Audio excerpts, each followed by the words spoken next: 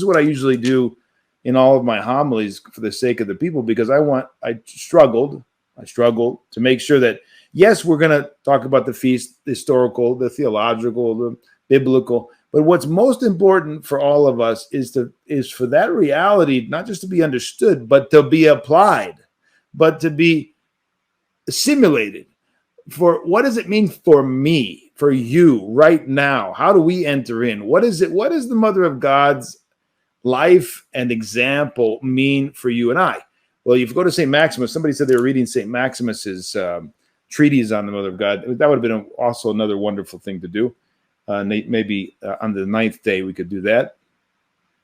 But somewhere in there, he says, I think it's in there, if I remember correctly, but he says that, and this is very, very, universal in Orthodox theology, in my experience, is that the Mother of God, of course, is not the exception, as Latin theology seems to imply with Immaculate Conception. It's not the exception. She's not the only one who was born without, the only human being that was born without any kind of sin. In other words, the original sin was not in the conception. This is the Latin erroneous teaching of the Immaculate Conception, the misunderstanding of the patristic teaching, the misunderstanding of the patristic language, that they believe that, and this is again the rationalism that's at work, that has to do somersaults to make it fit into the philosophical presuppositions that they bought into during the time of the scholasticism, and so they're struggling to put it into different categories to make it harmonious. And of course, that's the problem. It doesn't fit.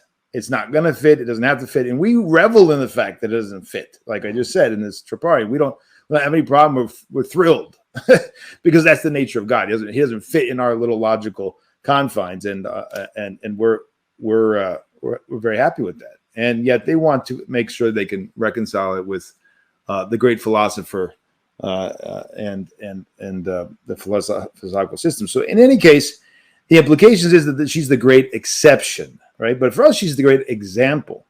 And St. Maximus says somewhere, he says that we are all called to be Theotoki. Every Christian is called to be another Theotokos, and to give birth mystically to Christ in our hearts. Of course, there's only one Theotokos, just like there's only one God by nature, but we're all called to be gods by grace, right? Gods by grace.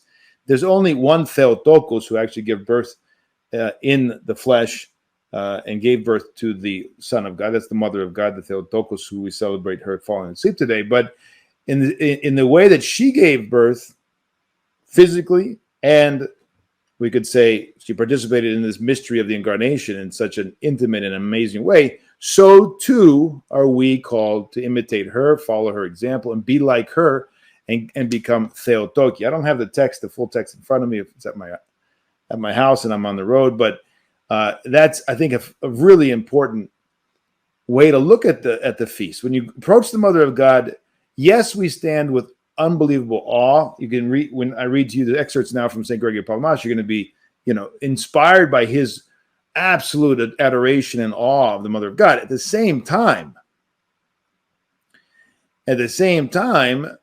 absolutely, he puts her in front of us as a great example to follow.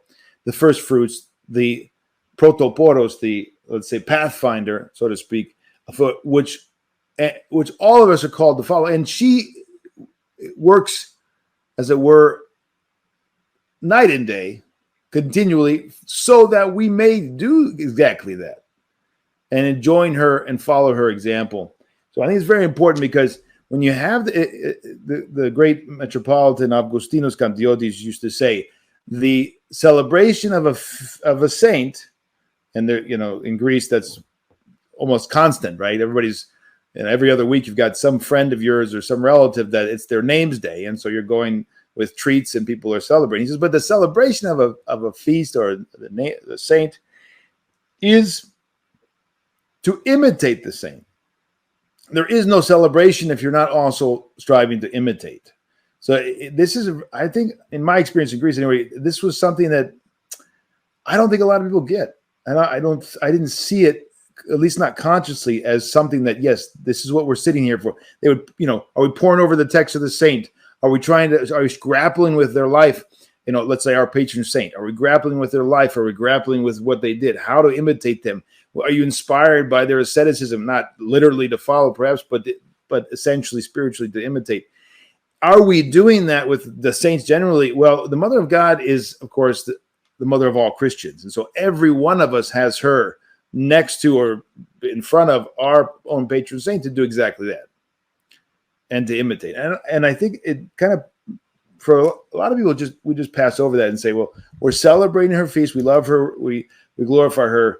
And that's kind of it. Right? No, we're called to follow her example and imitate her.